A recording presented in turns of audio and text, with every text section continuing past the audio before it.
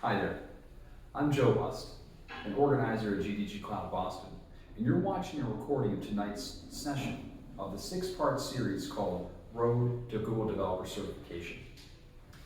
We've added a lot of assets down below in the links to help you follow along at home if you weren't able to make today's session.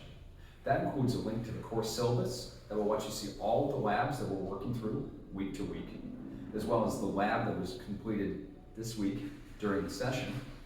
It also includes links to other sessions, and most importantly, the community Slack channel, which we very much ask you to join. That's where you can keep up with all of your peers, see the next announcements, and ask questions about anything you're curious about or stuck on as we all work together to complete our certification. Thanks for watching. We'll catch you next week.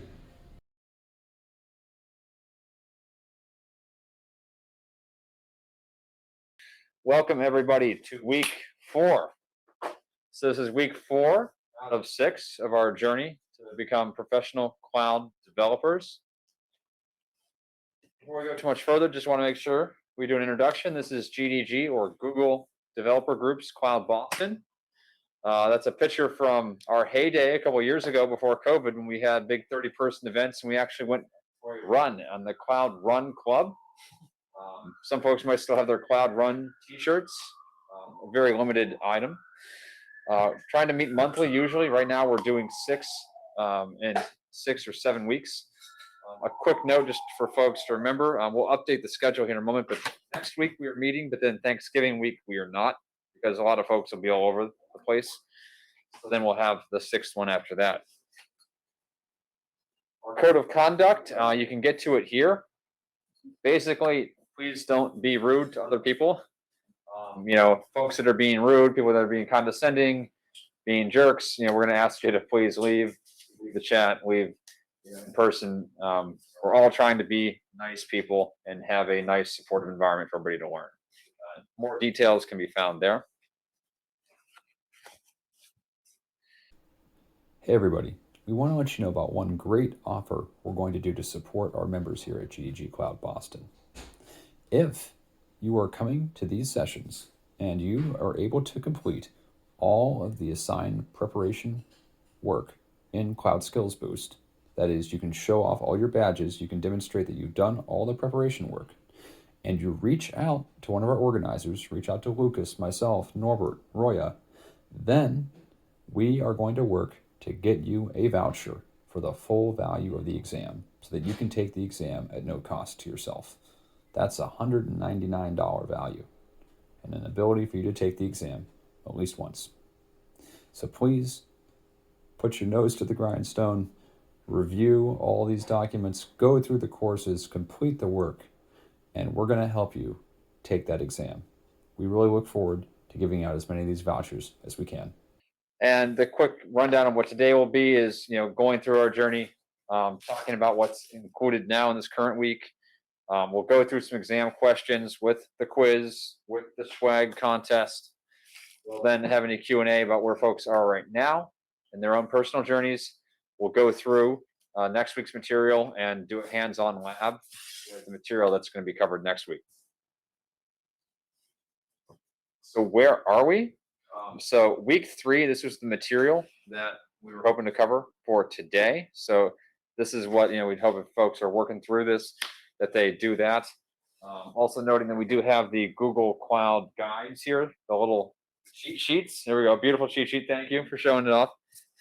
We can get those to folks that are remote as well, though it's a PDF. I'll put the link in the notes for the day that folks can get to. But this is a great way to see everything that Google Cloud has. Unfortunately, you can't take that sheet with you on the exam. But securing and integrating your components in your application, that'll be the theme of this week's quiz and the materials we're reviewing for this week. Next week, is there a question? That was me sharing the sheet. Oh, okay. Thank you, Lucas. Lucas shared that in the Slack. And we'll cover it at the end here, but these two are the ones that we'll be talking about for next week. We're pulling them forward a little bit because obviously after week 6, we won't be meeting anymore. So we're trying to make sure we get everything covered by week 6. All right, exam guide review. Let's note what falls into week 4. That's going to be basically integrating Google Cloud services. that means we got to start sticking all these different components together, because we're learning about all the pieces parts, right? And we're learning about security and learning about things like pub sub and whatnot, learning about where the compute happens. But the real value you get as a cloud developer is stitching all these different things together. Saying, for example, I put something into a file into cloud storage, then it's going to trigger a message on pub sub. Then something else is going to listen to that and do something with it. And then maybe it will call another component and give you a Slack message. We're building a system that does stuff end to end. And that's where integrating all these pieces comes together. So for example, connecting runtimes to data. You know, those runtimes, what are those? We've already talked about some of those, right? But cloud functions, cloud run, compute engine, Kubernetes, all the places we run stuff, making them do something with data. That data might be something like rows of information in a database like data store, or Cloud SQL, the Postgres database, or BigQuery. And also creating and trying to manage APIs, right? And what would that be? We'll talk about things like the AI vision APIs, right? It's really awesome. You can take a picture and you put it in cloud storage. You say, hey, Google, what's in this picture? And they're going to say, well, there's a cat there that we're 70% sure about. And there's a car in the corner that we're 25% sure about. They will actually run this through very fancy models for you and give you the answer. If you have a recording of me talking right now, you can send it to them and they will come back and say, these are the words that this person said. This is the language they said them in. This was in Farsi. This was in English, so forth. Really awesome APIs. What is it? There's the vision API, the audio API. I'm missing one. I'm blanking in my mind, but there are all sorts of really awesome APIs. And it's stuff that you didn't really think that you could easily do, but you can write 3 lines of code and find out what's in the picture, you know, what's in text. Sorry, yeah, text analysis. That's the one I'm missing. Like natural language processing, stuff like that. You get sentiment analysis. I sent Lucas a funny thing today, because I ran through the sentiment API to say, what does WTF mean? And you get a very whopping negative sentiment. But you can use that, for example, because if you had like a chat application and you wanted to feel like, hey, are people getting, or the comments for your store, right? Are my customers getting really upset? Well, you can get sentiment graphs and like an overall number to say, are people feeling positive or negative? And that's all built into APIs. So that's the really cool stuff we can do here, and that the content we're going through is going to go over. So for this week's swag contest, to note, first prize is your very own Google Cloud mug. And keep your warm drinks while you're staying up late working on Google Cloud. Here, I'll throw the video to be direct here. 1 second. I'm just changing the video source. So for folks that are remote, we have the Google Cloud mug here. And it's made out of probably recycled plastic. I'm not sure, but very likely. Do not microwave, though. Just want to warn everybody. Second prize is the Google Cloud, Google Developers. This is actually a fanny pack, and it's like something that goes over your shoulder. What do they call it? A sling pack. So you can use it for both, but you can't buy these in stores. These are Google Developer. And we'll throw in some stickers as well, but you also have your third prize, Google Pen. And, it's got these like holes in the sides. So when you're just sweating profusely, taking exams, keep your hands cool. So, and we will send you these things in the mail if you win them. So Tom, for example, down in Rhode Island, got his Google Notebook last week. So these are the prizes for this week's quiz. The quiz is, again, covering the material that was assigned for this week. So let me fire up our Kahoot. But while I'm doing that, if we have any questions about any of the material, the timing, please shout out.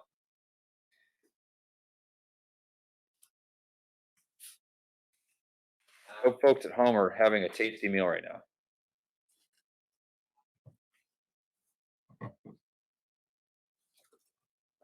Get Kahoot up.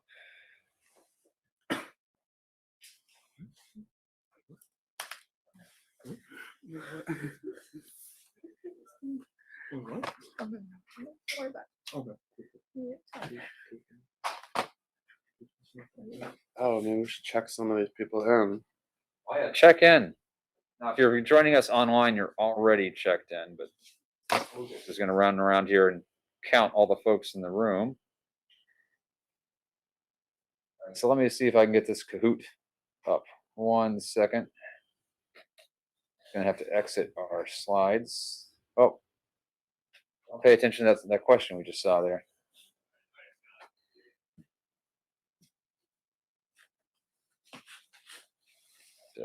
Merge this one.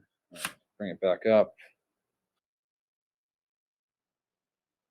All right, that's a notification for the book club that I'm not at right now. All right. Can you folks call out your name so I can check you in? Sure. Dinesh. Right. You are right there. Okay. So this showing on the screen now for everybody remote in the room is the pen for Kahoot. So if you go to kahoot.it and enter that pen, you'll start showing up on the screen here. Didn't you register for this event? Yeah. You my email. Do you see your name on the list here?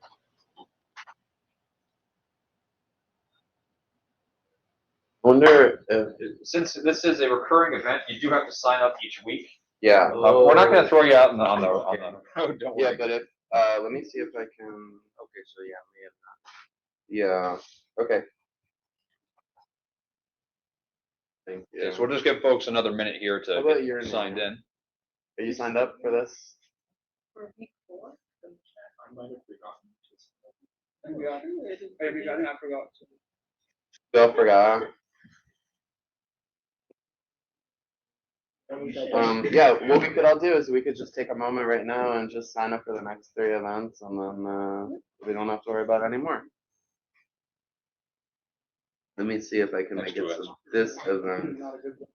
Well, this one. Yeah, yes, please. You can just go to the kitchen. Go for it. All right, so I think we almost got everybody. We're going to just wait a moment to make sure we get everybody signed in, and then we'll jump into the quiz.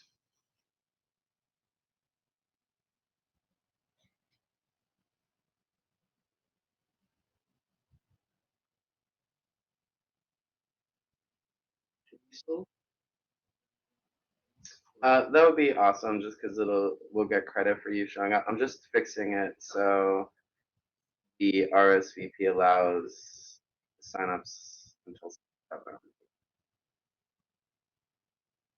Okay, you should be able to sign up for today's event if you haven't already.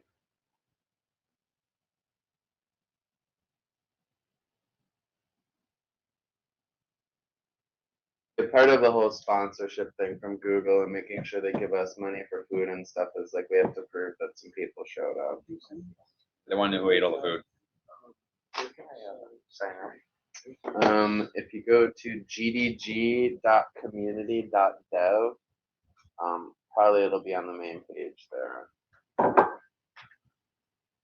Okay, Assuming it so loads. Roya, are you ready to go? Are you all signed in there? I signed Roya in. Gotcha. All right. And then yeah, that one, and then there's 2 more upcoming ones. So these questions, I tried to make them a lot shorter and not repetitive like last week. I got the feedback there. Thank you, everybody, for that. So it should be about 20 or 30 seconds. So be ready to, with your fast fingers here. All right, here we are in session 4, starting in 3 seconds. All right, so which of the following IAM resources can establish a principal's identity? Can it say who you are? An IAM policy say who you are? A custom role say who you are? Can a service account say who you are? Or can a workspace domain say who you are? That is, we're doing something. What can say who I am?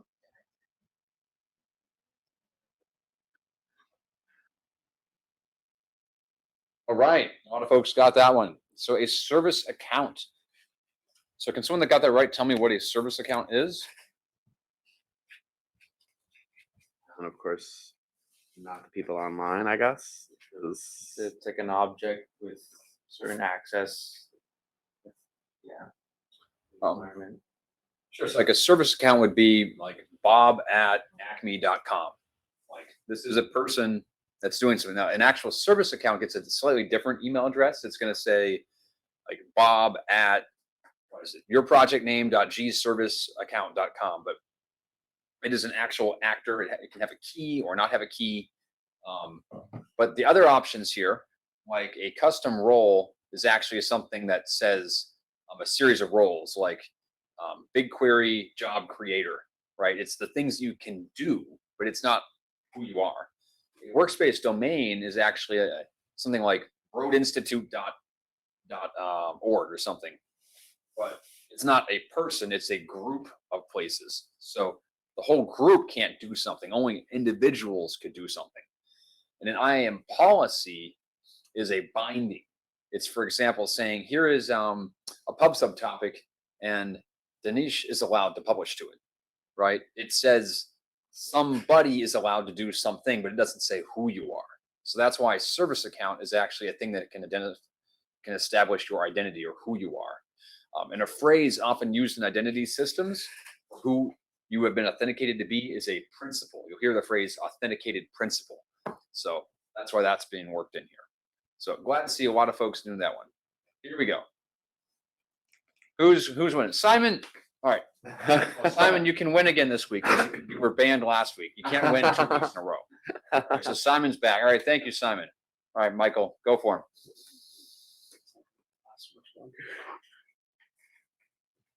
What is PubSub useful for? Making direct connections between applications, for synchronously processing requests, for getting exactly once ordered delivery, like all the messages come in only one time in the order that they were fired, published, or is it useful for decoupling different system components? Good set of options. All right, and the majority got this one right. Okay, so why isn't it forming direct connections between applications? Because it was working as a buffer. True. True. So when you use PubSub, we use this a lot at Mabel, where I work. We have a bunch of execution engines, we call them, that run our customers' tests. But the thing that's publishing has no idea where this stuff's going to be run. It just says, hey, I'm going to publish onto the do something with this message queue, and everybody listening to it's going to figure out what to do, right? So I can decouple my API that's publishing these messages from the consumer, and now I can easily change one of these things without having to change the other one, right? I can add more consumers, and the producers don't have to know about it. It just makes it really easy for you to change your system. Whereas if everybody publishing a message had to know everybody that was using it, you couldn't take that system down. You couldn't do maintenance. And importantly, as Roya said, because they're tightly coupled, you can't have like a lot of messages come in without everybody that's consuming them have to change, right? You get this buffer, you get this slack. There's really cool stuff you can do. Now, synchronously processing requests. Well, if I'm publishing something and someone else somewhere else at some point in the future is going to do something, that's by definition asynchronous, right? So asynchronous is a keyword you look for here on an exam. So if they say synchronous, that's a giveaway that it's not the answer. And finally, this one is a trick question, and I intentionally put it in there because, unfortunately, this is going to probably happen to you on an exam. Right now in alpha is exactly once delivery. It is a feature that they are rolling out for PubSub, but it's not out today, and it wasn't out when these exams would have been created. So exactly once is not the keyword you're looking for. At least once delivery is the contract that exists today. The PubSub will give you the message at least one time, but they could give it to you twice. So all of our code at Mabel, for example, it has to be prepared to get that message twice and be able to only do the thing once, right? And that's called, there's a fancy word for this in computer science, idempotent, right? You have to be able to be asked to do something twice, but only make the thing that you're doing happen one time. And then ordered message delivery is also a brand new feature in PubSub. You can turn this on in PubSub today, but it's new. It didn't always happen to be there. And if you do that, you're going to actually impact performance and other stuff. You have to imagine that, like, if messages tend to arrive out of order and you're going to put some system in that makes them arrive in order, that there's some buffering happen there, you know? Yeah. Kind of like if SNL can bleep a curse word that someone says before you hear it, that means there's some kind of delay between when the person is speaking and when you're receiving the message. That's the time during which they can do that. So it's not really Saturday Night Live. It's Not Saturday exactly. Night Buffered. You know, Buffered, exactly. it's a lie. It's not really SNL. It's not really live. Okay, so folks are doing well. Let's see what our standing looks like now. Is Simon still up there? Oh goodness. Sava is coming in. And Danish. Okay, Yep, this is good. All I right. like a healthy competition. we got a competition in here. All right. Here we go. Which cannot not be assigned a custom role in Cloud IAM? This is right out of the reading for this week. Can you give folders a custom role, projects a custom role, service accounts a custom role, or organizations a custom role? Which one can you not assign that to? Whoa, people actually must have done the reading. Wow, yes. Folders cannot get a custom role. So what is a custom role? So let's say here at Mabel, we try to use the principle of least privilege, right? I'm going to give this service account only the bare minimum it needs to run. So maybe I'm going to give it the ability to read files from this bucket, but not to write files to this bucket, right? But if I need to do more than one thing, right? Like I want you to be able to read files and get file metadata. I could make a custom role that has read files and get metadata, okay? Now, I could assign that to a project. That is where you usually would create a custom role. You can also make these custom roles in an organization. You can maybe make a role for all of your engineers, and then you can put that on your org and cascade that down. Because service accounts are our actors that do most of the stuff. Yes, we're going to give those roles to our service accounts, but folders cannot. And I'm not sure if folks have heard of folders, but folders are a way that you can organize your projects. You can put multiple projects in one folder, and then usually you can make certain like authorization changes to that folder, and everything underneath it will get those. So were you aware of this interesting little fact? I was not aware of this fact. I mean, now that you're mentioning it, I can visualize this because like there's no interface where you can go to like the folder and be like, I want to create a new custom role that lives here in this folder. That doesn't exist. You can go at the org level, as you mentioned, create a custom role, which all of your projects will be able to take advantage of. But there's no spot in the org where you can make a role other than the org and the project. So, yep, that makes sense to me. Never thought of it before, but So, yeah, a little bit of a tricky question, but it was straight out of their question, so it's the sort of thing you might see on the exam. All right. Oh, Saba pulling ahead. Oh wow, that was a very an strong 600-point move there. Wow. Simon says he'll stop answering now. Simon, you can totally answer. Simon says. Oh, Simon says. All right, yeah. Simon's free to do as he please. And Michael is just behind Simon. All right. Oh, Siraj is up there in the top 5, which is not a valid response from a PubSub subscription consumer. When you're reading messages from PubSub, can you knack them? Can you ack them? Can you yak them? Yes, acknowledge. Or can you respond with an HTTP 429 status? Which of these things can you do? That's right. Yakking is not an answer. It is an animal. And That's how you spell it, though. Yes. So you think we just made up all these other words, but they're all true. So let's break them down. So a PubSub subscription, there's 2 types. There's a push subscription, and that's where PubSub is just going to keep throwing messages at the HTTP endpoint that I give them, a webhook. And if they're doing that, if they're throwing all these messages at me, and I can't take any more messages right now, I would respond with an HTTP 429.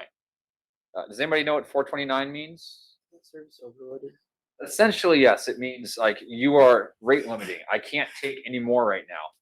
And 429 is an interesting HTTP code because it's going to be transient, right? If I'm saying I can't take any right now, you say, okay, well, maybe later I can take some. Whereas there's other HTTP codes, like a server error or something that I would expect to be more deterministic. Like if I'm getting a 500 code, I'm not going to send it again because it's probably going to be Like still. if you don't have permission to access that resource, then you probably won't have permission when you try it the second Yeah, time. so 401 or 403, I wouldn't make sense to retry. But one of these rate limiting things that's saying, hey, I'm getting too much, then you can try again later. And that's what PubSub will do. The PubSub push subscription will wait and it'll try again. ACK stands for acknowledge. If you got a message and you finished processing it, then you would acknowledge that you were successful. This means nobody else will get that message. But let's say you are processing a message and for some reason you have to stop right now, but you're not done. You want somebody else to pick up. Then you can knack or not acknowledge. And what that basically means is that you're saying somebody else should get that message. So if you knack a message to PubSub, you're saying, hey, I can't do this. Go find somebody else who can. So an example of when you would do this is at Mabel, we have a bunch of processors that run in Java and Kubernetes, and they process all these messages. But let's say for some reason Kubernetes tells our processor, hey, you got to go down. Like we're shutting you down. We're gonna move this to something else, somewhere else. Well, then we've got all these messages in flight that we're not done with. So we knack them. That ensures that they're immediately going to go find somebody else to give these messages to. So that's why knack is indeed something you can answer. ACK is as well as I'm too busy with 429. But yak is just a furry animal that lives in the Himalayas. Let's see how our contenders are doing. All right, Simon's hanging in here. And Simon, again, please continue to play. We need your answers. And Sava is hanging tight up there. And Ms. Fish is coming back. You remember Ms. Fish from 2 weeks ago? Yeah. All right, question 5. Which is not a valid PubSub subscription sync? And by sync, we mean a place you would send messages in PubSub. So you guys might have been listening recently. Can you send them to an HTTP push endpoint? Can you send them to a poll client? So can you push them and pull them? Can you send them to BigQuery, or can you send them to an FTP location? That's right. You can't send them to FTP. I feel like this is something I need to solve now. I didn't know people wanted to send it to FTP, but now that I've seen this question, I mean, FTP makes the world go round. When I worked in finance, like a 6 gig file dropping into an FTP share folder is why you can't have things in less than a week. my new blog post is going to be all about how you get your PubSub messages into an FTP site. It's going to be very exciting. So you might have wondered, BigQuery, what's that about? There is now an ability that you can make BigQuery the place where all your messages wind up. Now, this is very new, so with regards to the exam, it doesn't exist, but you can send stuff directly to BigQuery. And this also... Why would you do that? Why would you want to do that? Sure, I'll give you an example. So I have a webhook that I use in my organization's GitHub. And I have it get all of the events that are happening in my GitHub for my organization. So every comment someone makes, every pull request, every merge, every GitHub action build, and I want to do analytics on this. So historically, you could have done something like had a middleman that pushes it all into BigQuery, but what if I want a buffer, right? What if there's a lot of stuff coming in, I don't want to drop a message? I can just put it into PubSub, and PubSub is going to get it into BigQuery, and I don't really care how it gets there, right? But I'm not going to get overwhelmed now. And you'll see a lot of the labs will have you do stuff like well, these were all in the questions last week. Make a PubSub topic, make a data flow pipeline, make the pipeline go into BigQuery, or you can just cut out the middleman and just make it go straight to BigQuery. So why do you want stuff in BigQuery? So you can do lots of analytics. That's really the useful reason to have stuff in BigQuery. And that would be called what, a data lake, Lucas? Yes. Yes, another data body of water, as we're also familiar with these But if days. you don't take good care of it, it would become a data swamp. These are real terms. Data swamp. It's a thing. Okay, so next, who's doing well here? Is Sava still up there? All right, Sava has got a strong lead. Simon is back in action. Ms. Fish in the pursuit. And Danish, you got that one. Nice job. How do you pronounce that? There's an exclamation point. You just, it's volume. Okay, Volume. Okay, so IAM service accounts are bound to policies using their unique what? Is this based on their unique name, their unique integer ID number, their unique preferences or their unique email address? Dang, you guys are too smart. Okay. So I'm just gonna say, I consider this to be a bit of a trick question, and here's why.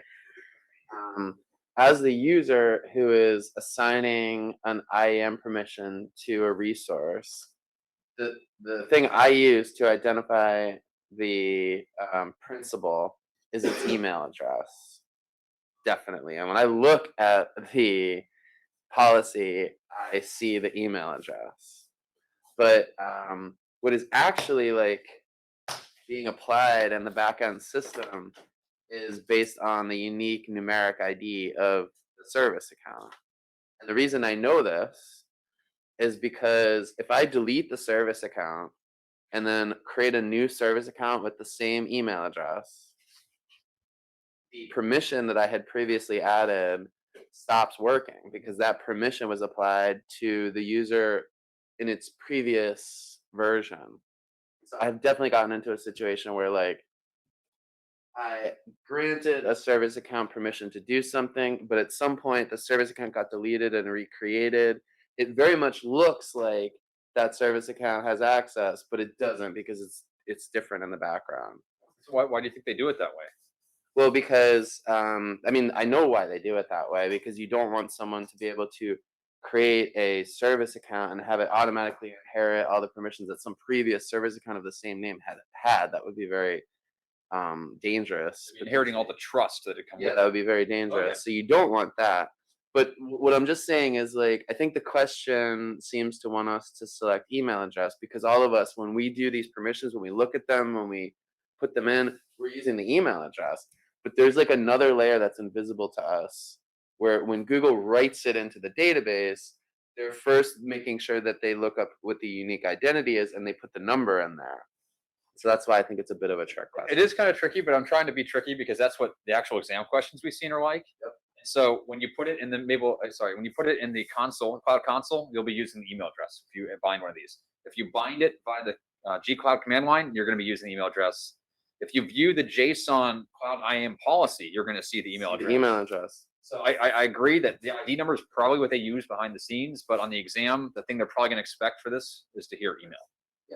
And everyone did a great job on that one. Right, let's see. Is Miss? Oh, the fish is coming. All right. Yeah, Fisher. Fish. And Dinesh is there as well. Oh, right. You said it correctly this time. I hope so. Volume. Is it Danish or what? Dinesh. Okay, I wasn't sure. Okay. And Sava's up there. Which is not's a big thing this week, an IAM security best practice. What's not a best practice? All but one are best practices. Principal of least privilege, authenticating with service account JSON keys, using application trust boundaries, binding roles to Google group identities. All right. So binding roles to Google group identities. This one I want to stress because it is a little confusing. The first time I used Google Groups to bind things in Google Cloud, I thought it was like a joke. I'm like, really? We use Google Groups, the mailing list, to put people together? That's how you actually do it. So let's say you have an organization and you want all of your engineers to have access to certain resources. The best practice is you make a Google group. Now, this is a private Google group, right? It's inside your org. Other people can't see it. And you'd put Lucas and Roya and other people in that. The reason this is a best practice is what you don't want to do is go and say that James and Lucas are each personally given access to this computer. Because what happens if someday they're not in the engineering group anymore? They become management or something. Well, you've gone and added each of these individual people to these resources. And the idea is if James is no longer an engineer, he's now a manager, you just move him to the manager's Google group and you take him out of the other Google group. So you don't want to bind individual people. This was in their explicit docs. You want to put groups and identities. This is just good sense. I mean, if there is a grouping of individuals that is persistent, like they're a team, or they all work on the same set of stuff, then having that as a Google group is super useful, because let's say there's 100 projects that all the people on that team need to have access to. You're gonna have to grant access for those people to 100 projects. And then let's say someone leaves the team. You're gonna have to go all 100 of those projects and remove that person. Oh, and then they came back because they were on vacation. Now you gotta add them back again.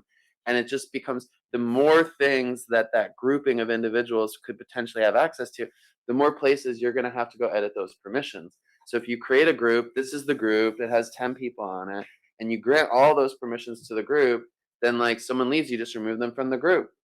And someone joins, you just add them to the group, and they automatically get access to everything the group has access to. So it just makes things way easier, especially when you're dealing with a lot of adds, moves, and changes. And with respect to security, when you make things complicated and hard to maintain, it just means people don't maintain them. And that's when somebody leaves your company and you're like, why is Sarah at Gmail have access to everything? She left 12 years ago. Yeah, if it's hard to remove Sarah from all the things, then you don't do it. And if it's easy, then you do.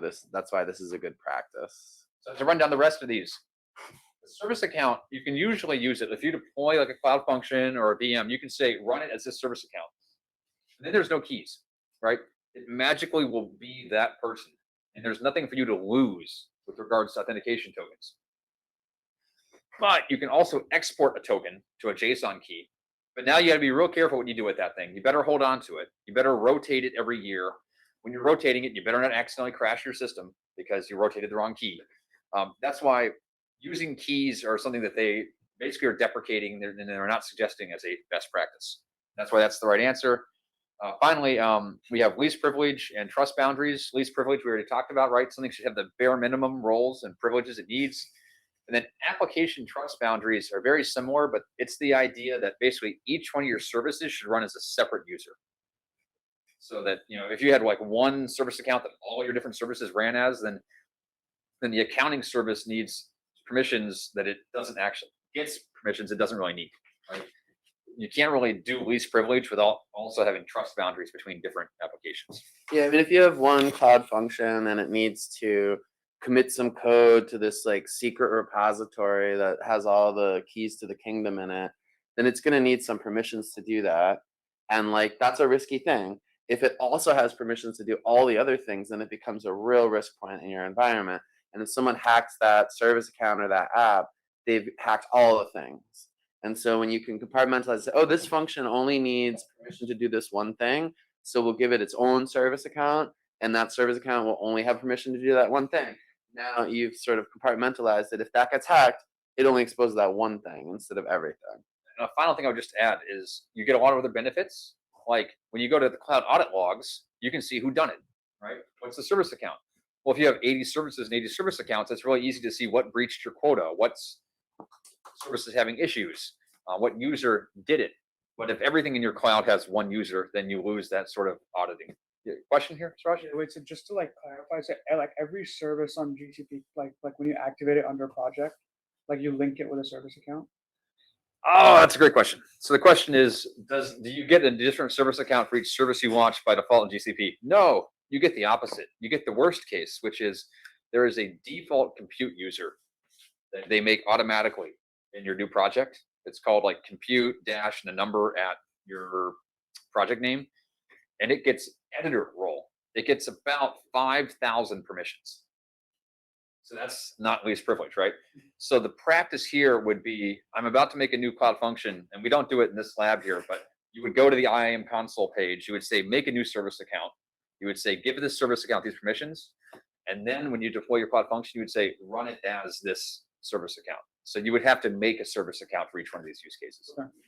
To your question though, each of the different like top level services like storage or like compute, it oftentimes when you enable that service in your project, it does create a service account related to that service. Like the compute service account, as Joe mentioned, that's the default service account that compute things in your project use. There's also like a cloud build service account that gets created if you enable cloud build. That's the default thing that cloud build uses when it does stuff. And by default, those service accounts inherit a set of permissions that is the most obvious case for the average person, but they're too broad. Now, for reference, there is an org level policy that you can enable where it does not grant those very broad permissions to the default service account. So when you create a new instance or create a new project and it makes you the compute service account, it doesn't automatically grant to editor permissions, which is great from a security perspective. We're saying, yes, we're no longer using, too broad permissions. We're moving towards a least privileged scenario. But it has the opposite side of being like, oh, well, now I need to deeply understand what my app is doing and make sure that I've granted exactly those permissions to the thing. This model, where by default it has editor, that's easier because it's like it has access to do everything. So whatever I tell it to do, it's going to already have the right access. But it's much less secure. You ideally would want to reduce that to just the few permissions that you're actually going to be using. There is a cool feature in here though. So here they're warning this has 6,000 permissions that it's not using. So if you do make a new like permissive service account, they will actually tell you everything that the service account used in the last 90 days and suggest to you the best set of permissions to use. But anyway, great. The recommender is one of my favorite things. Great question. All right, let's see how that's coming along here. Oh, let's see if Sava's still up there. The fish is close. Yeah. All right, let's see now. We got 3 questions to go. 2 questions? Was that 7? I'm trying to remember. Let's find out. Hope somebody was counting. 8. All right, 3 questions. All right, so this one is detailed.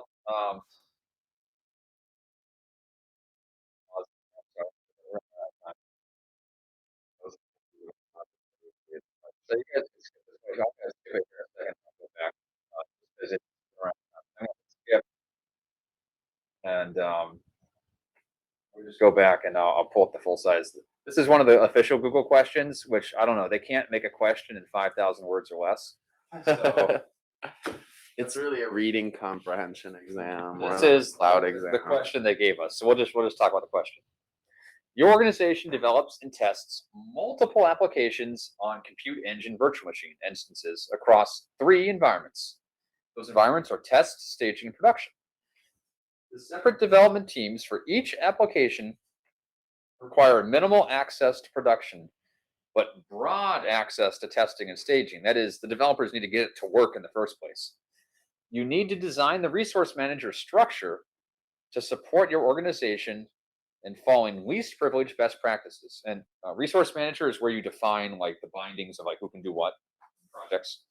Folders and organization and projects. So what should we do so that the developers and multiple applications can run across all their environments in the most secure way? And folks at home can vote in the chat. This is going to be a freebie question.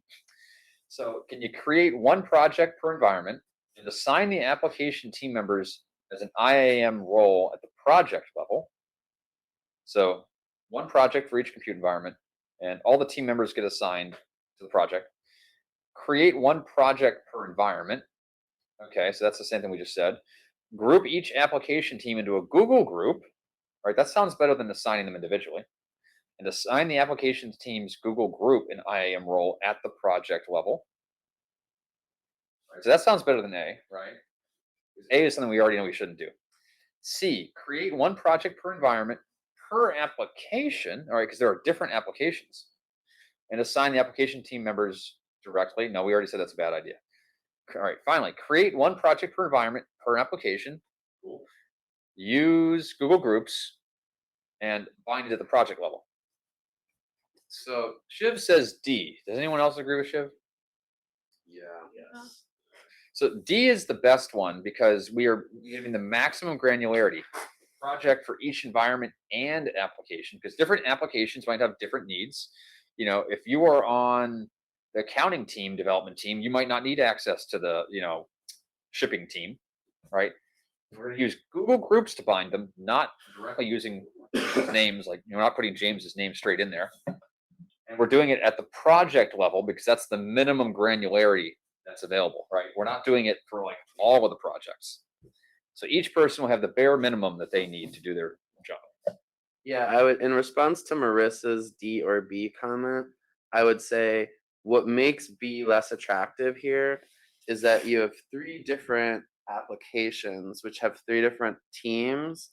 And in that model, there's only 3 projects. There's one for test, one for staging, and one for prod. So team A, B, and C are all going to be logging into that same test project to manage their app. And what's slightly more compelling about D is that each app has its own thing and each environment. Marissa's got a question. So generally, I would agree with Marissa. Like when I read this last night, I got to B, and I'm like, yeah, that's really good. That's better than 99% of company security. Yep. D is even better still, but they're both pretty good. And I mean, there may be reasons in the real world why you don't want to choose D and why you do want to choose B, because there's could be stuff about the project that creating 3 distinct projects for 3 apps is not what you want. That you want all 3 apps to run in the same project for some reason. And Marissa just raised a great point, which is there is a point at which the granularity becomes a burden to maintain, right? So there is a point at which you're like, okay, this is granular enough. So again, that's why B or D could be good answers here. Yeah, that's certainly the pendulum of being like, oh, this is a monolith. We need it to be way more granular. Let's make everything microservices. And you're like, okay, now we manage 1 million microservices. That's too many. Let's find a way to group them back together again. And that's like what we're constantly doing in the industry is sort of expanding and reducing. Since 9 has a lot of text and these things only had like a 30-second timeout on them, I tried changing it, but it didn't update. Sorry. We'll just read this one and then we'll go to the final question, which is a short one. We'll do that back in the quiz tool. So you have deployed your website in a managed instance group. Okay. So it's just a bunch of VMs. The managed instance group is configured to have a size of 3 instances and perform HTTP health checks on port 80. When the managed instance group is created, 3 instances are created and started because that's what it's supposed to do. When you connect to the instance over SSH, now does SSH run on port 80? No, port 22. You confirm that the website is running and available on port 80. However, the managed instance group is recreating the instances when they fail verification. What should you do? So I'll let you guys noodle on this one for a second. What should we do, Marissa?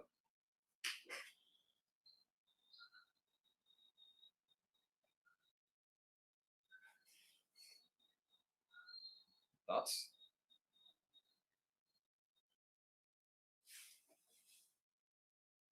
What they're basically telling us here is when you're inside the machine, you can get to the web server, right? Why can't the managed instance group get to it? All right. Sava says C, which is potentially good answer. I mean, so you're on the machine, you can hit the web server that's running on the machine, Yes. but you're on a different machine, let's say the load balancer or whatever, and you can't hit it. It does seem like a firewall rule issue. So I think C and D are both valid answers here. So just to elucidate for everybody, with the managed instance group, it's saying I'm going to start a bunch of these VMs, but it also has to know if they're healthy.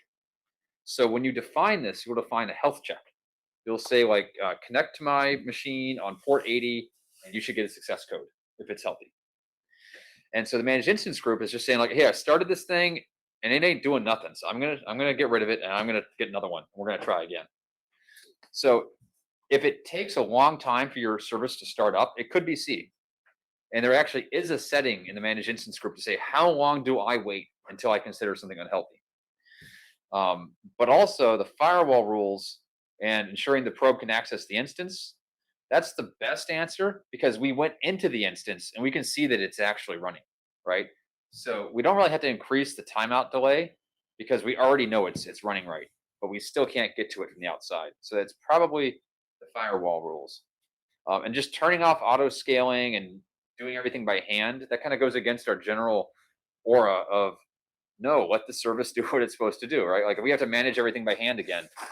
Yeah, can you imagine if like Twitter's having an outage and people are like, let's just remove all the stuff we built to make this site work and see if it works. And like, okay, it's fixed now. Yeah. Like it wouldn't be fixed. Pulled all the wires out. All right, so we're gonna let's go back to the Kahoot. Get ready for we're gonna skip the 9 because we just talked about it. This is the last chance to get points. And so we're gonna skip this one. Okay. Cloud functions cannot be run on which event source? You run on the info calls, bounce changes, IAM finding event. So,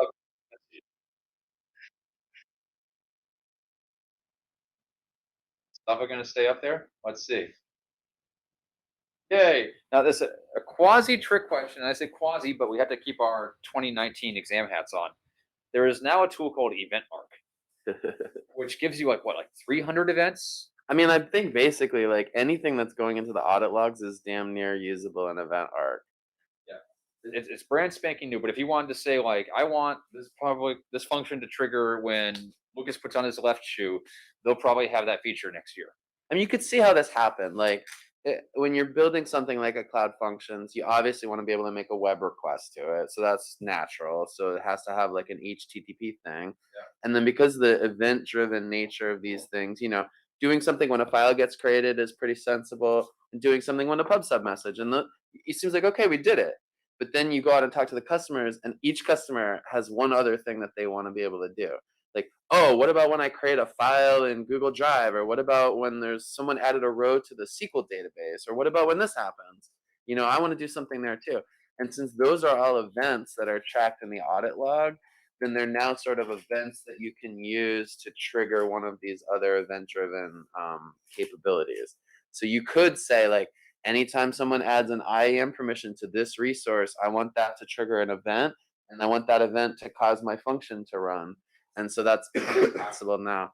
And I'm not sure exactly like. So here's the list. There's a long list. It probably isn't every single resource in Google, but it's a growing list. So you can be pretty creative about what kind of events you want to trigger off of. Like 30 pages long. Oh, you kept loading. So there's a couple. Oh yeah, that wasn't rendering at all on the thing because you were moving so fast you couldn't even tell. But It's funny. Tons. It took the web page like a minute to load. I was actually talking to a Google engineer last week at Google, and they're like, "Yeah, I'm in charge of this library, and like every week I have to ship a new version because of like 100 new Event Arc events become available." So Event Arc is awesome. With regards to the exam, it's out of scope. But in the long term, pretty much anything you can imagine can be bound. Those are basically coming in as pub sub messages. All right. Let's see. The final tally. The winner. Nice. Well, we got some Brodies that are neck and neck there at the top. Oh, we skipped that one. I'm just going to skip that one in a second. Wait. So we snuck in there. All right. Let's see if that changes it.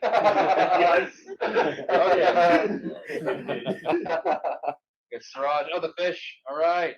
Nice, Marissa. Okay. Nice. Congratulations.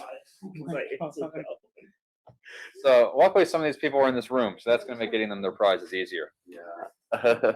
Raj, Sava is at Broad, and Marissa will see if also at Broad. Yeah. Okay, Lucas can take all this stuff on the train. Thank you all for playing. And let's see what the other prizes for the next few weeks will be. Hold out here. There'll be the Google tote bag. Oh, that's a classic one. Yeah. What was the other thing we had in here? And the you can't buy these in stores. The Drone Racing League Google Cloud scarf. Keep you warm in the winter. These will be the prizes in the next 2 weeks. Grand prizes. Kind of loggy from loggy. Yeah. Okay. Everything is in the audit log. If it happens, there's like an audit log entry for it. Yeah.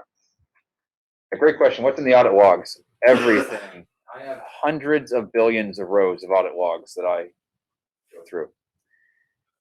They even added like this year some of the things that weren't in there. Like every time I request a document from Firestore, like I think there's now an audit log entry for that.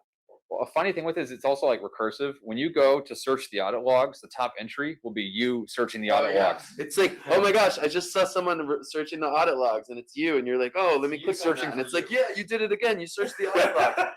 And so I often have to filter out the cloud logging logs when I'm looking at them, because otherwise it's very noisy. It's kind of like Fight Club, and they're like, Lucas, you said that you would say that, you know? Like. Okay, well, congratulations to our contestants. Now we'll jump into the lab we're working on for this week. Oh, very exciting. And I know that this has been kind of a challenge to get everything set up because we can't deep link to it. So this week it'll be the app deployment, debugging, and performance course. And I can show you guys how to get to that. 1 second. I think I can just click on it. All right. So if you go up to your paths, the way to find all this stuff. Oh, you showed the little celebratory message that you get there when you finish a lab. I don't know if people have seen that yet because I think folks are still working on the lab. Oh yeah, But it's like confetti and everything. I was dancing around my couch last night. Okay, so API Developer Learning Path, that's the path we're on. So you go to Paths, API Developer Learning Path. And this week was the security. I'm so bad at even remembering this stuff. We wrote it down here, right? Dude. App deployment, debugging, performance. All right. Debug. That's kind of the wrong one. Yeah, I think so. Okay, don't do what I do. Developer. Cloud developer, not not the app. API developer. So silly. Okay, so, and then this week is app development, debugging, and performance. Beautiful. These are the badges, by the way. You're going to get these badges and they show up in your profile each time you complete one. All right. Oh, look at that. Confetti. Oh, yeah. Yeah, it's very Boom. satisfying, I have to admit. Making it rain confetti. And the one we're looking at here is the debugging, monitoring, and performance tuning right here. And we're looking at the lab here, which is app dev debugging application errors. No, I should probably share my screen. Now Lucas will take over sharing. Hey, Lucas. Boom. Okay, so this lab is called Debugging Application Errors. So I'm gonna try to get through this pretty quickly here. I'm gonna start the lab as the first thing. I did briefly skim through it, so I kind of have an idea of what we're about to do here. But I haven't actually done this lab yet myself, so there could be some hiccups. So we'll see how it goes. Okay, as always, we're just getting logged into the incognito window where we're going to do most of this work, and we're accepting the terms and conditions and waiting for the project to load here. Oh, we almost had it. Come on. Don't quite have my project here yet. Happened to me earlier.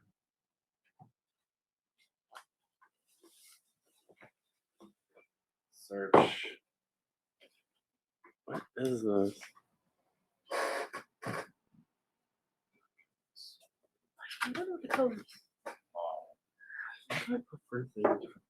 No organization, labs resources, and the project that they mentioned. Oh, there it is. It took a moment.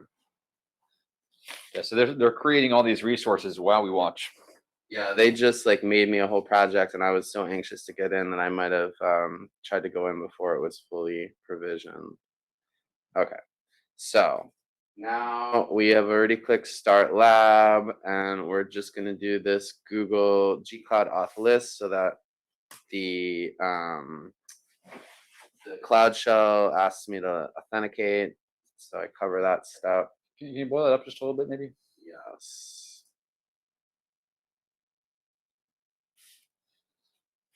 That's quite a bit, actually. Okay, and then I'm gonna make sure I'm in the project, and I'm not. And I just pasted the wrong thing.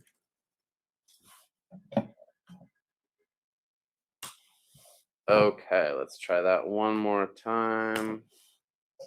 Wait, this is the deploying the application into Kubernetes lab? Did I click on that one? No. No. This is the lab that happens later in the same course called Debugging Application Errors Node.js. The Kubernetes one has 3 versions, like a Java, a Node, and a Python version. But we decided that this one is showing more interesting stuff than that one because you actually do some software debugging. Just a quick note, when you see when they have a variant, like do it in Java, do it in Node.js, do it in Python, you only need to do one to pass it. If they give you 3, you only need to do 1. Pick the one you know best. Exactly. I learned that the hard way.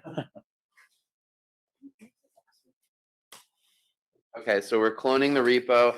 If you've done any of these labs or attended any of these sessions, you've seen me clone this repo like half a dozen times by now.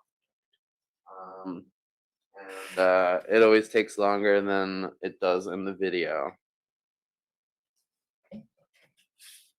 We need more filler material. I learned that people they have this software where they can just like speed up the video and make something take no time at all. So I need to get all my video making software lined up.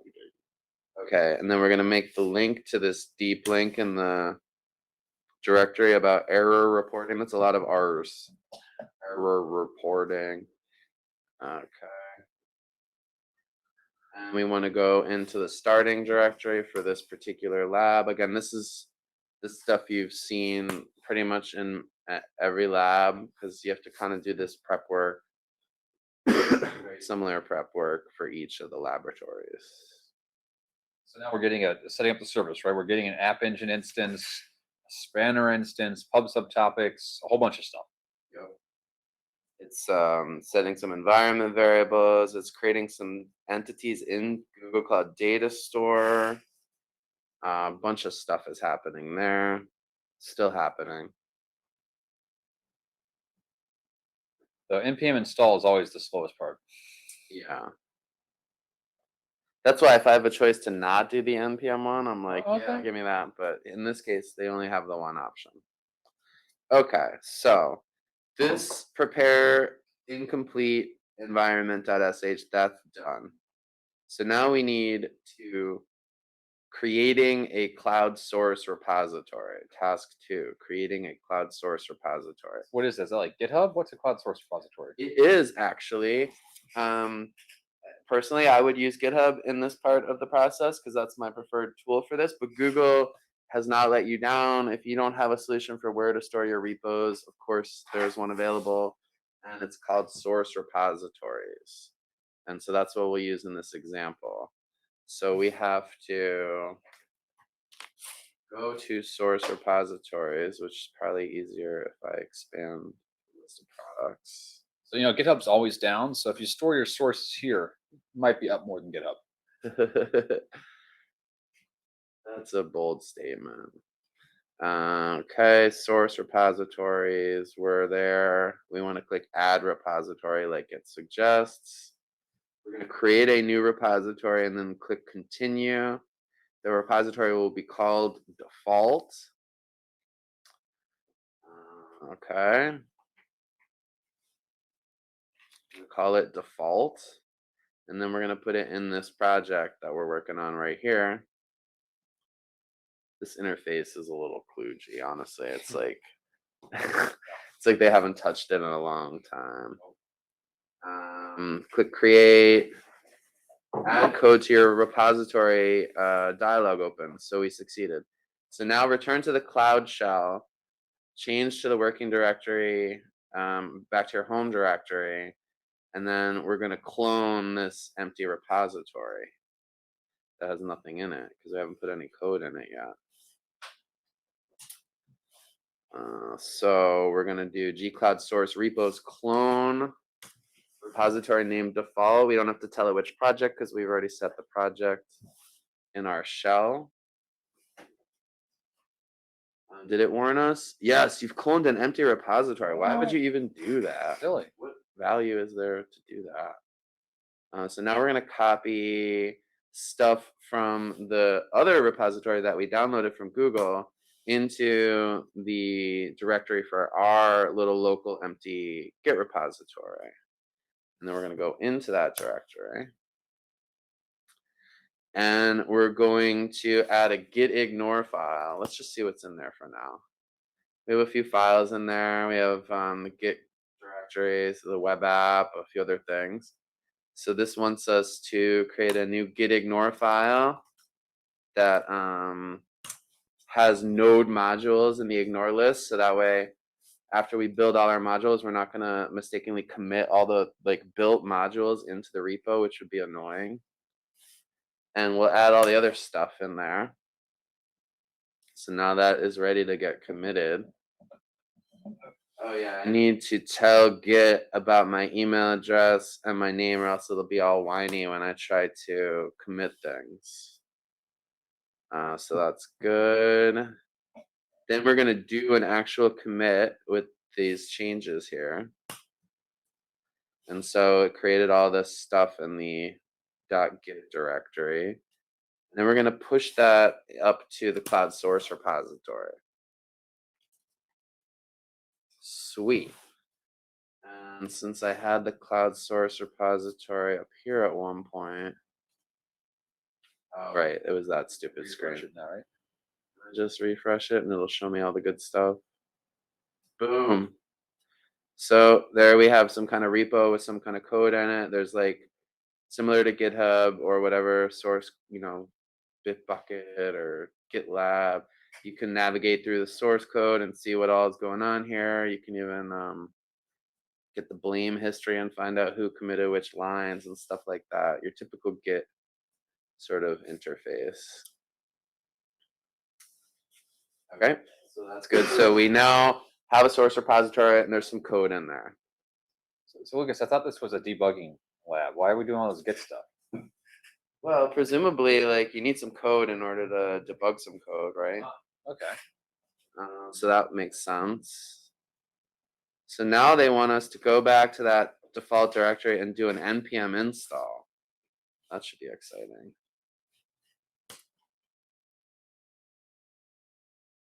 Yeah, install. Okay, we'll get a good book to read in the meantime. Yeah, seriously.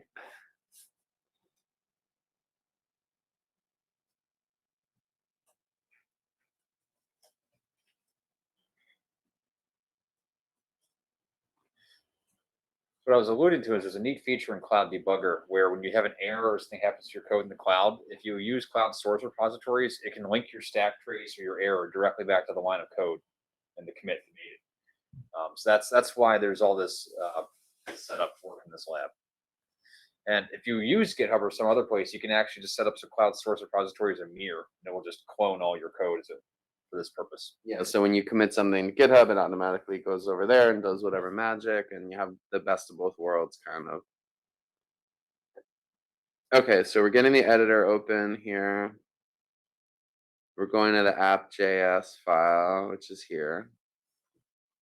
And in the app.js file, they want us to import the Google Cloud Debug agent. So there's obviously some kind of, in Node.js, you need to load a module to get something you want to happen. And so I guess here is where they want us to do that.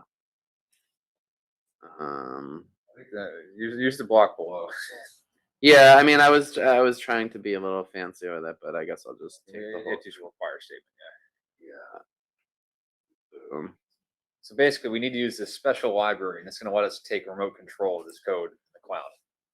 Yeah, so we're requiring this library, and then we're starting it with a certain argument. And I have to save the file in the Cloud Shell. And then now we need to update the source code repository. So we're going to push our change up to GitHub, cloud source repositories. I lost my shell, so I'll just First tab, right? We just open terminal. Yeah, I got it. Okay, so I'll just copy this whole bunch of text, which is going to change directory, git add, git commit, and git push. Okay. So now to produce the source context file, execute the following command. Gcloud debug source. So what's this file? gen-repo-info-file. Can you maybe try make the text bigger again? We're down to pixels. Yes. So what do we have in this file that just got generated here? It's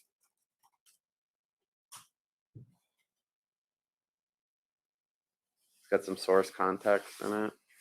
So the useful thing about this file now is if an error or something happens and your code is running, Google will use this file to say, oh, here's the git commit, here's the repo, here's the place I can go back to find the exact code that made this error.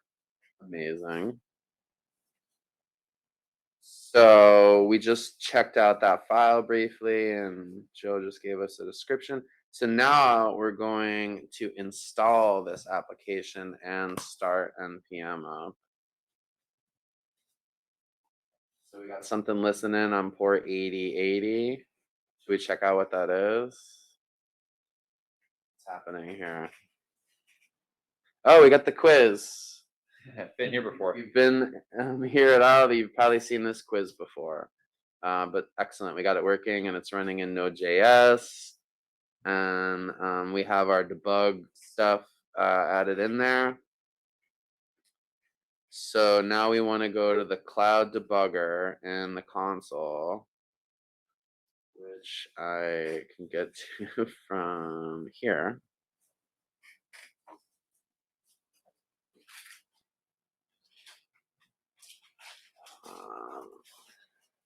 Debugger, boom. Okay, we got some cloud debugger going on here. You should see that the source code for the application is displayed on the left-hand side of the debug window. So, yep, that is true. We have the little navigation with the hierarchical layout of all the code in the source repository. We can use the navigator to look at the questions file, which was in the web app. So we go to web app questions. A few more files here. And now we can see, I feel like, is there some stuff I can get rid of here to make this less busy? Like, do I need this little sidebar? Yeah, you're gonna be using that. Okay. You can pop the editor out, I think. Oh, really? You're good. Okay, I'm just gonna Yeah, keep that's like- talking, I guess. We just had like a outage here in the room, but I don't know if that's affecting people online.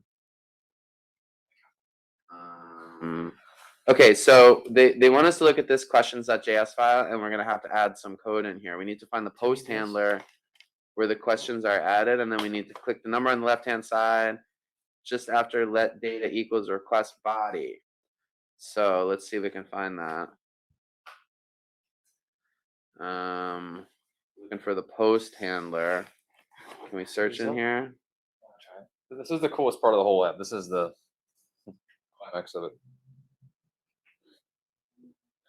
Okay, so now I have the post, and I have the left-hand side of the blank statement just after let data equals request body, which is right here.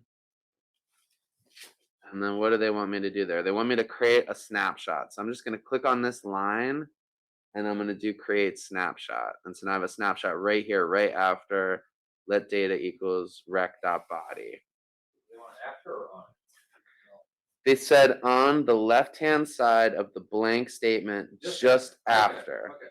Yeah. Create snapshot. So that's why I got a snapshot right here on the line just after. So now it's waiting for your snapshot. Okay, so I've inserted a snapshot, return to the quiz application and click create question. So here we are waiting for our snapshot. I'm going over to this other tab and I'm gonna do create question. See if anything happened. Did anything happen? I think you need to submit it. Okay, so nothing happened yet. So I need to do create question, then I need to put in all of this nonsense here. So I'm just gonna do a bunch of copying and pasting, even though it's probably quicker for me to actually type it. Let's see. Which are Google Cloud Platform products? Debug, is that a product? Error reporting, is that a product? Logging. And all of the above. All above a product? I don't know. All of the above is my favorite Google Cloud product. Totally. We don't need to attach a file, it appears, right? No. Okay, click save. So let's click save. Well, that did something. Return to the debug console. Okay, so what do we have here? So we hadn't put the marker at line 74. What do we have here now? And now we see this thing pointing on line 77. Some kind of problem here. Have you guys ever heard of a Heisenbug before? Like sometimes you have something that only happens in production, right? But now you can say this code could be running in production, and when it hits that point, Google's going to record all this information for you, right? That's amazing. So this happened in the deployed thing that is running in App Engine. Yeah. And I was able to go into the console and just be like, tell me if anything goes on here. And now I'm inspecting that particular error. Yeah, that's kind of amazing. Because normally I'd have to run it on my laptop and try to create the error, and then I can see that. So maybe on the right hand side, you can kind of scroll that little panel up, and you can see all the variables that were in the stack, the bottom right there. But over here. All the variables that were in scope, the function, and the stack, they're all available to you now as a snapshot that you can review. That's sweet. There's also a history of snapshots where you can see all the other snapshots that got hit. But I don't know if you guys have ever, like, you're working on an app and you go and add a bunch of random logging output and you ship that and you're like, well, wait a few days and we'll see what happens. Yeah, and then you're just looking for your print statements everywhere. Yeah, this is pretty amazing to just like hook into the running code and be like capture whatever happens there. Expand the data variable, it says. Okay, let's do that. Oh, so the data variable actually has the post data that I had when I was typing into the to create the question. Each of those values is totally visible there. So if you're like, oh, well, let's see what data was sent in the JSON, that could be the problem. Well, you see the JSON data right there. So it becomes very easy to try and put it all together and debug the issue. Okay, now they want us to do a log point. Debug the application with a log point. So click on the log point tab of the right panel in the debug window. And then on the same source code line you used to insert the snapshot, click create log point. Okay, so log point, boom. And then right here is where we did it before. We're going to create log point right there. Okay, so now we have a log point. This inserts a log point into the source code. An interactive editor opens where you can enter a statement that will be emitted to the application's logging output. So they give us a statement to enter right here. So in this box, I'm going to put something. Is it even letting me enter anything in there? Do I need to make the window bigger? The window's too small, Lucas. See where the var equal var? I think that's where you're going to put in the piece they gave us. In there. It is kind of a funky syntax. Come on, man. I think we wanted quiz. What did they want just right in there? I'm having trouble typing in there. Let me see if I can do that again. This looks somewhat better. We just wanted the quiz data equal quiz that data. That copy paste scenario is not ideal. No. Let me just copy this. That's what you want. Oh, come on. What are you doing? See, now this one's like, instead of capturing the variables, we can change the logging of the application, but we didn't have to redeploy the application or edit the application. Well, that was a very unfortunate copy paste situation, but I think we're better now. The quote marks, right? Yeah. Info doesn't say what we have quotes, right? We're good. I think we're good. We just hit add. Okay. So there's a log point now at this place. It's weird looking. It's like, what is that? Okay, so now return to the quiz application, do create question, same stuff from before. I think you can make whatever question you want, though. You think I don't have to enter the exact If same you're feeling thing then? sarcastic, you can really explore the space. Okay, well, I'm just adding ones to things. Yeah, there you go. And it's not the same now. Okay, submitting the question. Now going to the debugger. Okay, we have a log point down here. There's a log point history pane above that. Log point history pane right down here. Yeah. Yes, log point history. Okay, so we have a log point that happened. And what can I do with it? I can click on it. I can do something here. I can renew it. I can view all the logs associated with it. It's just like trying to pull a little bit of logs in. Okay. What you're gonna see there. But that did do something. I'm not sure if we have a lot of logs here to look at. It's gonna be the same thing that came out in the console down there. Yeah, it'll just be like log point quiz equals GCP. Yeah. Okay. Well, that's useful. So now we know the log point, and we know how to see that in the logs. And this is again like we didn't just redeploy the app a couple times. Like the app has been deployed this whole time. We're just going in and being like, let's see what's going on right here. Redeploying your app in production can sometimes need sign-offs or require some risk, but you didn't have to change anything. Right, that's amazing. Okay, so now I'm gonna cancel that. I don't know what that was. Happens if like the user comes across the bug that you're trying to fix, if it's still being deployed I mean, so in production. so like the user could experience a bug and they might get an error, like just like they normally would. That's very possible. They'll just get an error. But like what's happening is we're getting visibility into that bug on the back end. So, like it could be right now the users are getting errors. And the reason that we are here is we want to try to figure out why are they getting errors. And so again, instead of having like what I would normally do in the old days is I would be like, oh well, I didn't think of this in advance. So I'm missing this key log line that I would have here that would help me debug this. So I add that log line to that one place and I redeploy the code and now I look. But what Joe's suggesting and what this lab is teaching us is that, oh, you don't need to redeploy the code. You can just get all that visibility right from like the back end part of the system. Just one clarification is we're not setting debugger points. We are not freezing execution. Right. So if you're a user and you hit the bug, nothing changes. Like it doesn't slow down the app. It's just capturing extra. Oh, right. When I'm using my local debugger and I'm like stepping through the code one, thing at a time, that's not what's happening to the user. But we're getting like all the visibility and observability we need about what happened there. That's amazing. Okay, so what was I just about We're to adding do? cloud error reporting. Task 4. Yeah, but did I just scroll back too far? I did. Yeah, here we go. Okay.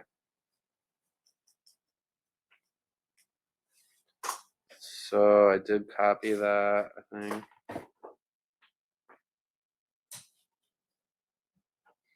Okay, error reporting.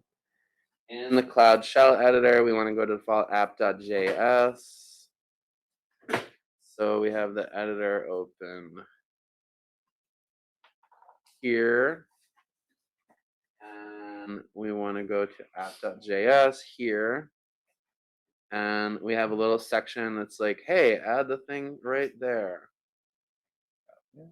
And there's looks like it's both of those. This here, this section there.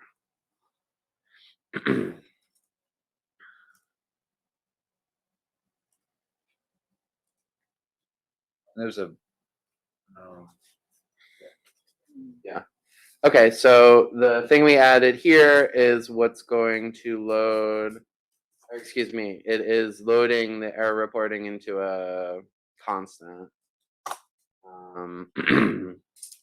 This was already here before, and then we added this thing to initialize the object, the client object for connecting to the error reporting API with the Node client. Okay. there's one more line, yeah.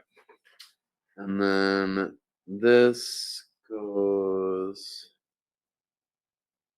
here. And that is the middleware for Express. So that's telling the server if any errors happen, feed them into error report. And this is the magic that you do in advance before you deploy your app that makes all this work after the fact. Is your app has to be ready to be sending those error reporting things to Google. And then once that's set, then you can go in with your deployed app and start inspecting things. Okay, so we saved the file. Now we want to go back to the shell and do some committing of those changes so we can deploy the app back up to the source code repository. Oh, we need the context file again. That was this file right here. Of course, normally this would all be part of your CI/CD pipeline. You wouldn't do this every time. Yeah, but we want to do it so we see what was happening. So when we can finally let the CI/CD process do it, we have some idea of what it's really doing. Okay, so now we're going to start the web app again. And it's listening on port 8080, and we'll visit it here in the browser, and it still looks very much like a quiz as we saw before. We want to check out error reporting in the console, which is normally at the top of my list, Just search for it too. but I forgot I'm in an incognito window here. Okay, error reporting.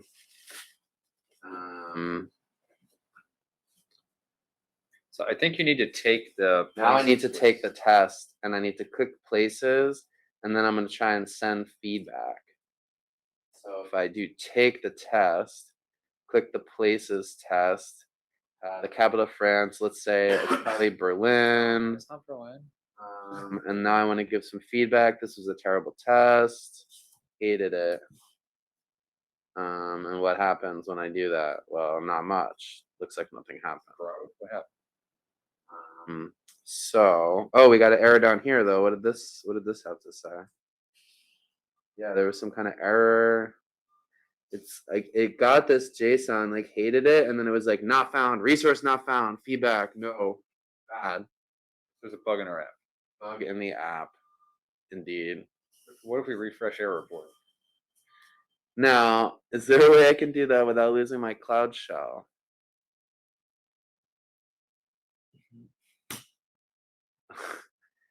Let's try just clicking away from it and back to it.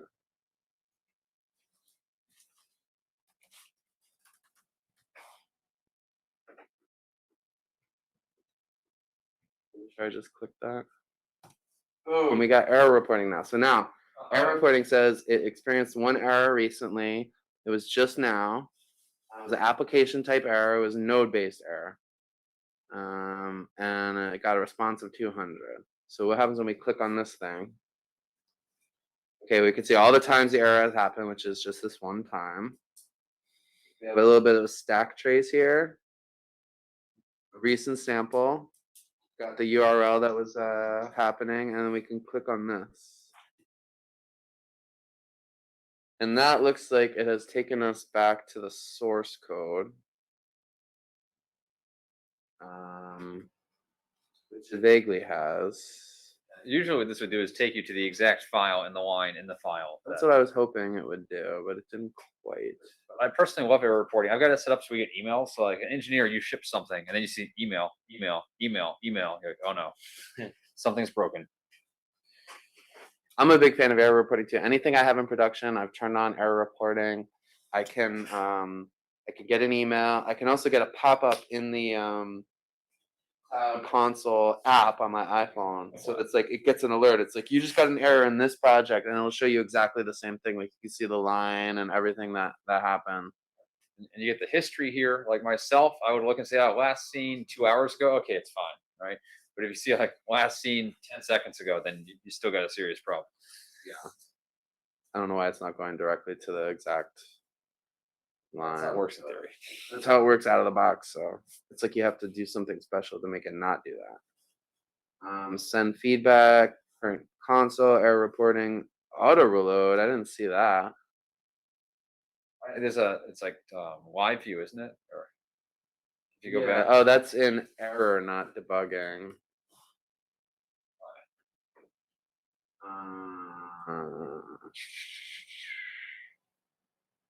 Yeah, I don't see the live Maybe sorry, live's in the logs. logs, but they Streaming. were suggesting there's auto reload. Sure. Click auto reload. It was in 1997. Yeah, it could have been already removed or something. Anyway, this interface is great. It works with Python, it works with various languages, and you can just see where your errors, the stack trace, everything, how many times it happened. So when you come in here and you have a lot going on, as Joe said, there's the errors that you were getting all last month that you've already fixed, and you haven't seen those for 30 days. You can ignore those, and there's the one that literally just happened that 5 seconds ago, and that's the one you're trying to fix.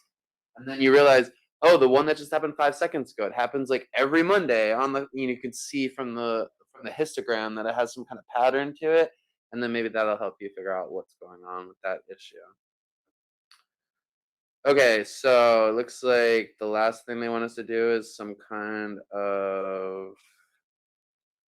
We did error reporting. Deploying it to Cloud Functions is the last piece. Oh, now the same thing is going to be for Cloud Functions. That's a bonus. We don't have to do it, right? Yeah, I think we finished that. Did the error reporting. You guys finished yet? Yeah. We did it. Now they're just wanting us to redeploy the app as a Cloud Function instead of an App Engine app and do the same thing, but you basically get the gist. Whether you are deploying your Node.js app in a Cloud Run thing or an App Engine or in a Cloud Function, you're going to get the same great visibility and observability in the error reporting and the cloud logging and the debugging, this is pretty cool. I've never actually done live debugging in my app. Yeah. So that's pretty sweet. So you've already done one of the labs that you're supposed to do for this week. Now you just have all the other ones that you need to do. Yeah, there's just a couple. I think I'm going to stop my sharing at this point. Sharing is caring. So we'll just run through the wrap up here real quick. Second. So that was our live lab with Lucas. Thank you. I like that alliteration. So just pause if anyone had any questions about what we saw there or any questions from folks following along at home. Happy to take those. We do have something in the chat here. Oh, it's just Lucas talking. All right. Cool. Well, remember, if you have any questions here, do join behind us here. We've got the Slack channel. It's going to be in the notes under this meeting recording as well. But do join the Slack channel, and that's the best place to get live feedback from ourselves and the 1,000 other GDG people around the world that are in there. Cool. So as a quick rundown, so next week material we're covering is not just what was on week 4, but also week 5, because we want to try to get through all this stuff before the end of our 6 meetings together. So that's app deployment, debugging, and performance. We just started that today. And also application development with Cloud Run. You've heard us talk about Cloud Run a ton. Maybe we can drag Starin in too at the PM. Great guy. If you see an issue with Cloud Run, do at Starin and Giovanni on Twitter, and he'll get back to you. I was sitting there Monday, and I was like, "Oh, this number isn't formatting right in the UI." And I'm like, "At Starin, dude, you got to fix this." He's ridiculously responsive. Like a minute later, he's like, "Joe, you got a bug." Like there's a lot of other PMs at Google who, like they work on this project for a minute and then they get an opportunity to go on this other project and like, cool, done with that, on this new one, and just like churn through a lot of projects. Starin just seems like incredibly devoted to Cloud Run, his passion project. And so he's just been on it from the beginning. So if you have any questions, feel free to ask us first. If you got any real issues, you can ask Starin. Yeah, we'll get you the right people. So again, we'd ask you guys sign up for session 5 now. That helps us decide how many dumplings to buy, swag to get, Google how much they can help us fund this event. And that's just the same place as you signed up before. There's 6 of them, session 1, 2, 3, 4, 5, 6. So please be sure to do so. Helps us out. As we mentioned, the Slack group, if you're not already there, it's the RGDC, the Road to Google Developers Certification Slack. Don't forget your badge. And that's it for this week. The final thing I wanted to ask folks, just to note, we're trying to look at the funding we have and see if we can afford vouchers for folks. And probably we can do a few of those. But what we're looking for is folks that really want to take this exam. And if you complete the tracks that are assigned here, like if you get all the badges, then we'd be able to say, okay, here is a $200 voucher for taking the exam. So if you guys are really keen on that, let us know. And once you complete the stuff, we can get you a voucher. I don't think we'd be able to do everybody, but Look, if everyone, puts their nose to the grindstone, is that what people say? Elbow? what are the grindstones? Elbow to the grindstone? It's like If everyone like gets into it and starts doing it and wants to get certified, we'll Okay. do our best to We'll get chase down some as people. much as we can.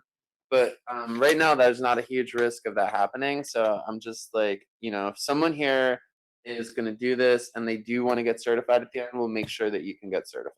Yeah, If people are like here for the in-person experience, but they're not necessarily planning to get the cert, then we're not going to go through heroic efforts to try and get the voucher. But basically, like if you are, we will. Yep. So that availability there. So one thing that we've been working on, we've been talking to Google and the organizers, and we were out in California last week. So if you do want to do all those pieces, let us know, and we'll get you set up